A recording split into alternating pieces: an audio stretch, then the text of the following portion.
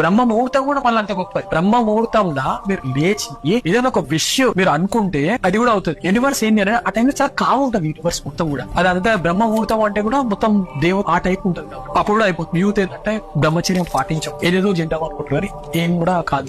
హనుమాన్ చాలీసాలో కూడా ఏదైనా 41 days are 11 days 21 చేస్తే బ్రహ్మచర్యం ఎందుకుంటేనే చేయాలి. బ్రహ్మచర్యం లేకుండా చేసినాం అనుకోవడం భగ్నం. ఇప్పుడు అందరు బ్రహ్మచర్యం చేస్తే పిల్లలు ఎట్లన్నా పెళ్లి ఎట్లా అంటే అది ధర్మ పద్ధతి. పెళ్లి అయిన తర్వాత భార్యతోటి ఉండడం అనేది ధర్మ పద్ధతి. ఇది నేచురల్ థింగ్ కాదు, ఇది అన్యాచురల్ వస్తుంది. కాబట్టి సో వీలైనంత వరకు మనం ఎప్పుడైనా అట్లాంటి థాట్ చూస్తే మనకి ఏం చెప్తారు అంటే పెద్దవాళ్ళు గట్టిగా అరిచేసారంటే ఒక రూమ్ లోకి గట్టిగా అరవడం, లేదంటే దేవుని యొక్క నామాన్ని మనం తీసుకుంటే ఇమీడియట్ గా ఆ థాట్ వెళ్ళిపోతారు. కొందరు 108 days చేస్తారు అన్న దీక్ష, కొందరు 41 days చేస్తారు, 108 days చేస్తారు, కొందరు లైఫ్ లాంగ్ దీక్ష.